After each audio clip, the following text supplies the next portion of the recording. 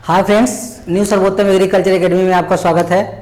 मैं मुलायम यादव। आज के इस लेक्चर में खरगोश का रक्त परिसंचरण तंत्र की बात करेंगे। खरगोश में किस प्रकार का रक्त परिसंचरण तंत्र पाया जाता है और इसके रक्त के कौन कौन से भाग होते हैं और इसका जो हृदय है किस तरह से कार्य करता है, इन सब चीज़ों पर डिस्कशन करेंगे। वैसे हम लोगों को पढ़ने के लिए बहुत सारा कुछ है, हृदय के बारे में जानकारी के लिए या रक्त के बारे में जानकारी के लिए, लेकिन बात हम लोग वही करेंगे जो हमारे आने वाले कंपटीशन है, जैसे बीएचयू है, यूपी कैडेट है या आईसीआर है, उसमें जो विगत वर्षों में क्वेश्चन पूछे गए हैं या पूछे जाने की संभावना है, उसी के बारे में हम लोग यहाँ पे डिस्कशन करेंगे। तो शुरुआत करते हैं रक्त परिसंचरण तंत्र की। आपको पता होगा रक्त परिसंचरण तंत्र की खोज विलियम हार्वे ने किया था। पहला क्वेश्चन आप लोग लिख लेंगे, रक्त परिसंचरण तंत्र की खोज किसने किया था? William Harvey. Blood circulatory system was discovered by William Harvey. Okay,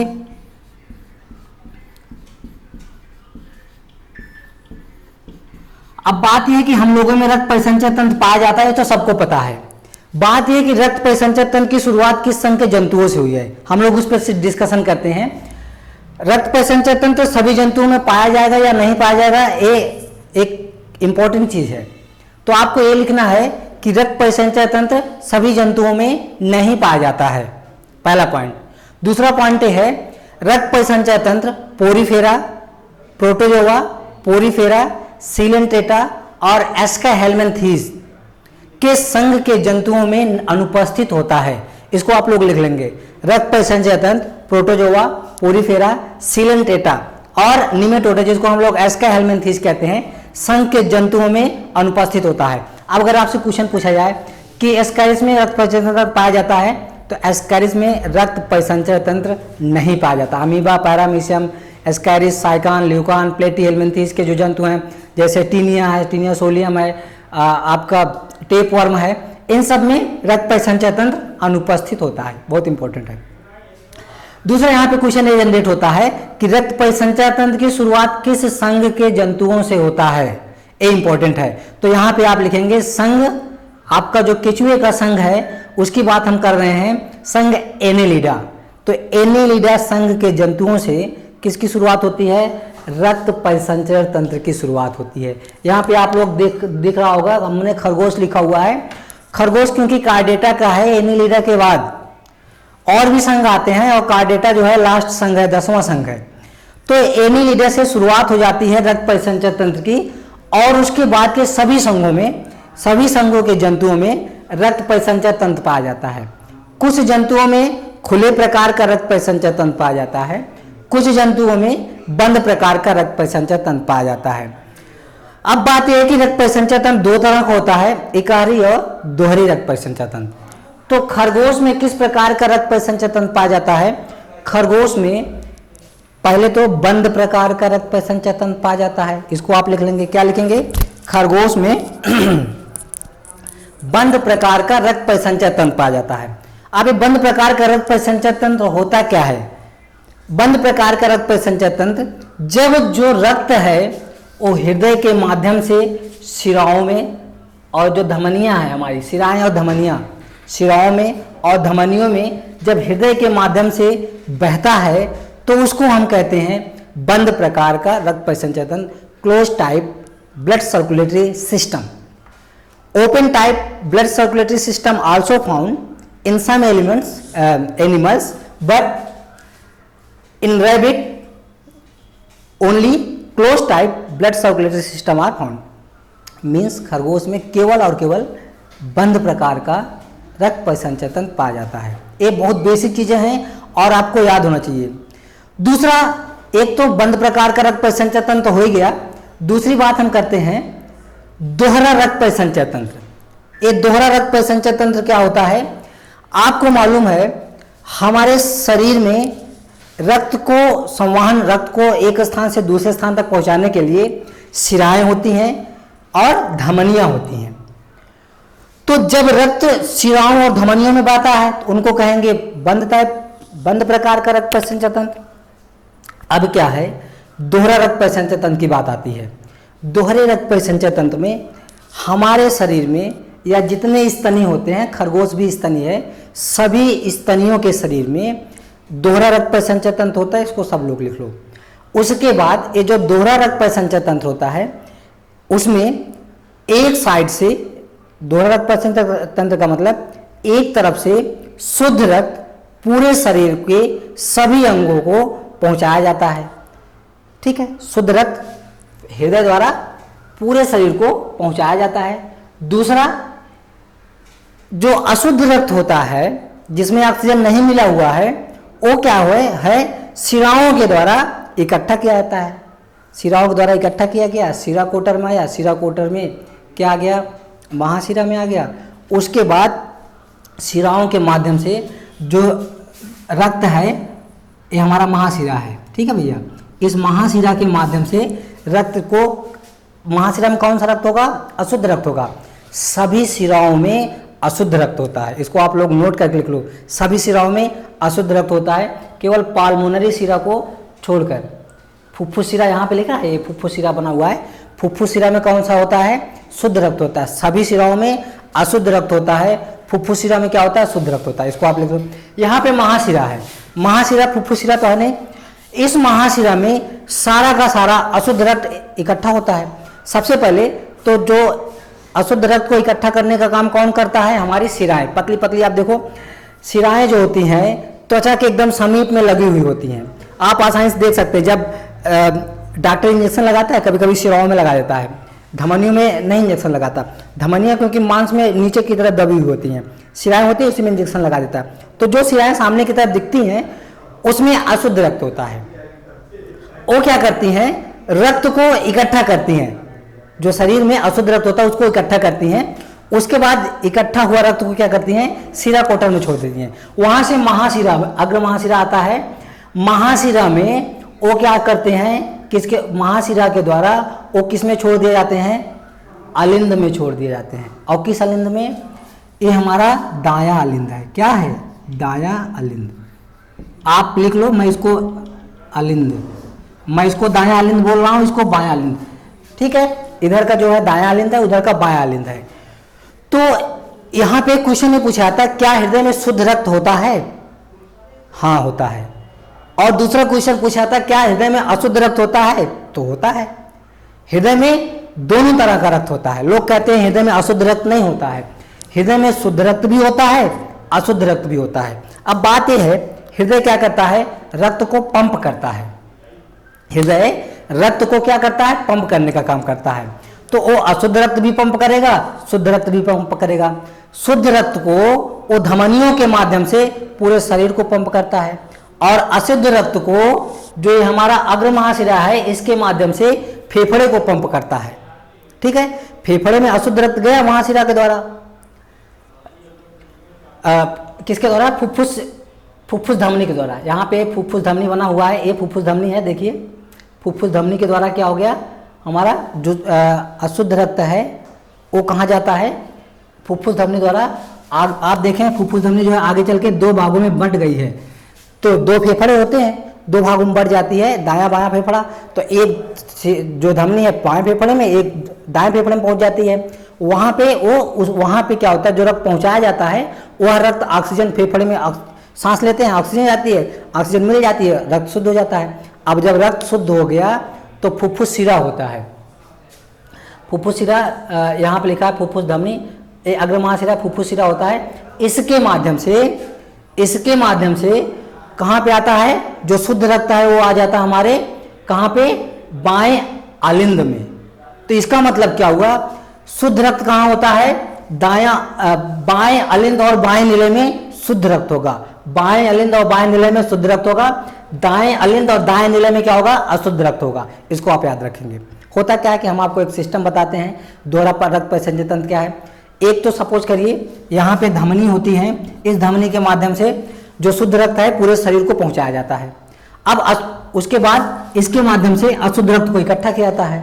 तो एक तरफ से शुद्ध रक्त जाता है, दूसरी तरफ से अशुद्ध रक्त आता है। एक क्या हो गया, हमारा दोहरा रक्त परिसंचय तंत्र हो गया। अब जो अशुद्ध रक्त है वो हृदय में आ जाता है। आप देखिए हृदय धड़कता है, खरगोश का हृदय 1 मिनट में 205 बार धड़कता है, हम लोगों का 72 बार धड़कता है। खरगोश का हृदय 1 मिनट में 205 बार धड़कता है, हम लोगों का 72 बार धड़कता है। तो एक्चुअली जानते हैं लब का संबंध हर्ट से होता है, सब लोग जानते होंगे। तो दो साउंड निकलते हैं, लब और डब, लब और डब। तो होता क्या कि जब कपाट बंद होते हैं, जब कपाट खुलता है तो लब, और जब बंद हो गया तो डब। तो ये जो कपाट दोनों लगे हुए हैं, इसमें भी लगे होते हैं, इसमें भी लगे होते हैं। एक कपाट खुलते और बंद होते हैं। खुलते बंद होते हैं कैसे? ऐसा तो है नहीं, यहाँ पे जो अग्र महाशिरा से अशुद्ध रक्त कहाँ आता है? बायां लिंग में आता है। जब ये भर जाता है तो यहाँ पे प्रेशर के द्वारा ये खुल जाता है। खुलने के बाद जो अशुद्ध रक्त है निलय में आ जाता है। निलय के माध्यम से जो रक्त है वो कहाँ चला जाता है? फेफड़े में आ जाता है। फेफड़े आने के बाद वहाँ पे वो शुद्ध होता है। शुद्ध होने के बाद फुफ्फुस महाशिरा से वह शुद्ध रक्त कहाँ आ जाता है? हमारे बायां लिंग में आ जाता है। बायां लिंग में आने के बाद धमनी से क्या होता है? वो पुनः सभी अंगों को प्रोवाइड कर दिया जाता है। तो इस तरह से शुद्ध और अशुद्ध रक्त होता है। यहाँ पे आपको दो चीजें याद रखना है, धमनियों में शुद्ध रक्त बहता है, शिराओं में अशुद्ध रक्त बहता है। सभी धमनियों में शुद्ध रक्त होगा, केवल पाल्मोनरी धमनी को छोड़कर पाल्मोनरी धमनी में अशुद्ध रक्त होता है। सभी शिराओं में अशुद्ध रक्त होगा, पाल्मोनरी शिरा में क्या होगा? शुद्ध रक्त होगा। अब यहाँ पे बात हम लोग करते हैं आलिंद और निलय की। हृदय में दोनों तरह का रक्त होगा, शुद्ध और अशुद्ध। तो जो बायां अलिंद और बायां निलय होगा, दाएं अलिंद, इधर हमारी तरफ क्या है? दाएं अलिंद है। दाएं अलिंद और दाएं निलय में क्या होगा? अशुद्ध। दाएं अलिंद और दाएं निलय में अशुद्ध रक्त, बाएं अलिंद और बाएं निलय में क्या होगा? शुद्ध रक्त होता है। इस तरह से दोहरा रक्त परिसंचरण खरगोश का पूरा होता है। अभी तो रक्त परिसंचय तंत्र की बात हो गई, तो खरगोश में कौन कौन सा होता है? बंद प्रकार का और दोहरा रक्त परिसंचय तंत्र पाया जाता है। शिराओं और धमनियों में अगर हम लोग अंतर की बात करें तो जो शिराएं होती हैं वो त्वचा के समीप होती हैं, धमनियां जो होती हैं वो त्वचा के अंदर धसी हुई होती हैं। शिराओं में धमनियों में हाई प्रेशर से रक्त बहता है, जबकि शिराओं में लो प्रेशर से धीरे धीरे रक्त बहता है। धमनियों में कपाट पाया जाता है, शिराओं में कपाट नहीं पाया जाता है। शिराएं जो होती हैं उनकी जो त्वचा होती है, मतलब जो शिराओं की नलिकाएं होती हैं वो पतली होती हैं, धमनियों की जो नलिकाएं होती हैं वो मोटी मोटी होती हैं। तो इस तरह से धमनियों में शुद्ध रक्त बहता है पाल्मोनरी धमनी को छोड़कर, शिराओं में अशुद्ध रक्त बहता है पाल्मोनरी शिरा को छोड़कर। ये हो गया धमनियों और शिराओं में अंतर। ये सभी लोग नोट कर लेंगे, बहुत इंपॉर्टेंट है। मैं तो फटाफट बता दिया, लेकिन आपको सारी चीजें लिख लेना है। अब बात हम लोग रक्त की करते हैं, क्योंकि ये जो खरगोश हमारा है वो स्तनी है, तो सभी स्तनियों में आरबीसी पाया जाएगा। सही बात है, सभी स्तनियों में आरबीसी पाया जाएगा। और कार्डेट है, तो अगर ये कार्डेट है तो सभी कार्डेट में भी आरबीसी होगा। मींस सभी कार्डेट में आरबीसी होता है और सभी स्तनियों में प्लेटलेट्स होता है। तो इसका जो रक्त है उसके तीन भाग होते हैं, आरबीसी, डब्ल्यूबीसी और प्लेटलेट्स। आरबीसी, डब्ल्यूबीसी और प्लेटलेट्स होते हैं। अब बात यह कि जो आरबीसी है, सभी स्तनियों का जो आरबीसी होता है वो क्या होता है? वो केंद्रिका रहित होता है, मतलब उसमें केंद्रक नहीं पाया जाता है। और जो अन्य कार्डेट्स होते हैं उसमें केंद्रक पाया जाता है। एक अपवाद है, ऊंट ऐसा स्तनी है जिसके आरबीसी में केंद्रक पाया जाता है, अपवाद स्वरूप आप लिख लेंगे। ऊंट ऐसा स्तनी है जिसके आरबीसी में केंद्रक पाया जाता है। और किसी स्तनी, जैसे हम लोग स्तनी है तो हम लोगों का जो आरबीसी होगा उसमें केंद्रक नहीं पाया जाएगा, केवल ऊंट में पाया जाता है बस। हाँ, ये है कि अगर कोई कशेरुकी है, रीढ़ की हड्डी है, तो उसमें आरबीसी जरूर होगा। प्लेटलेट्स की बात हम करते हैं। प्लेटलेट्स केवल और केवल स्तनियों में पाया जाता है और किसी में नहीं पाया जाता। कोई भी जंतु हो, केवल और केवल स्तनियों में ही होता है, चाहे वो कार्डेट हो चाहे नॉन कार्डेट हो, नहीं पाया जाएगा। कार्डेट में केवल और केवल किस में पाया जाएगा? स्तनियों में पाया जाएगा। आरबीसी की बात करें तो सबसे बड़े आरबीसी किसमें पाए जाते हैं? एम्फीबियंस, मेढक आप लोग देखे होंगे, मेढक में बड़े आकार के आरबीसी पाए जाते हैं। स्तनियों में छोटे आकार के आरबीसी पाए जाते हैं। आरबीसी की अगर हम संख्या की बात करें तो 1 घन mm में 1 घन mm, आप समझ लीजिए कितना थोड़ा सा जगह होगा। 1 घन mm में लगभग 5 लाख संख्या होती है किसकी? आरबीसी की। और लगभग 4,500 से 11,000 के आसपास डब्ल्यूबीसी की होती है। और प्लेटलेट्स की अगर हम लोग बात करें तो 1.5 लाख से 4.5 लाख के आसपास प्लेटलेट्स होती है सभी स्तनियों में। ये संख्या आप याद रखेंगे, कंपटीशन में पूछा जाता है। ऐसा नहीं कि हम बक दे रहे हैं, आप चुप मार के कथा की तरह सुनते रहो, बस कथा समाप्त, प्रसाद दे दिए, जय, अपने घर चले जाओ। तो ऐसा नहीं है, सारी चीज़ें लिख लेंगे, बहुत इंपॉर्टेंट चीज़ें हैं। रक्त के दो भाग होते हैं, रक्त कणिका और रक्त प्लाज्मा। रक्त कणिका 40 से 45% होती है। रक्त प्लाज्मा कितना होता है? रक्त प्लाज्मा जो है 55 से 60% होता है। जो WBC है, RBC की अगर हम बात करें तो RBC का जो जीवन काल है वो 100 से 120 होता है। RBC को हम लोग लाल रुधिर कणिका कहते हैं। इसका जीवन काल 100 से 120 दिन होता है। और जो WBC है उसका लगभग 7 दिन होता है, या अप टू 1 वीक, 1 सप्ताह तक होता है। और 8 से 10 दिन प्लेटलेट्स का जीवन काल होता है। तो आप इनका तीनों का जीवन काल याद रखेंगे। 100 से 120 दिन किसका होता है? RBC का। और अप टू 1 वीक 3 से 7 दिन के आसपास होता है WBC का। व्हाइट ब्लड कॉर्पस्कल्स कहते हैं इसको, रेड ब्लड कॉर्पस्कल्स कहते हैं। और प्लेटलेट्स का जीवन काल कितना होता है? 8 से 10 दिन का होता है। प्लेटलेट्स का कार्य क्या है? प्रतिरक्षा प्रदान करना। किसी भी रोग से लड़ने की जो क्षमता होती है किसी के शरीर में, उसका प्रतिरक्षा कहते हैं। तो प्रतिरक्षा कौन प्रदान करता है? हमारा प्लेटलेट्स। इसके बाद हम लोग बात करते हैं हीमोग्लोबिन की। हीमोग्लोबिन पाया जाता है क्योंकि सभी स्तनियों में हीमोग्लोबिन पाया जाता है। हीमोग्लोबिन हीम प्लस ग्लोबिन नामक प्रोटीन से बना होता है जिसमें आयरन होता है।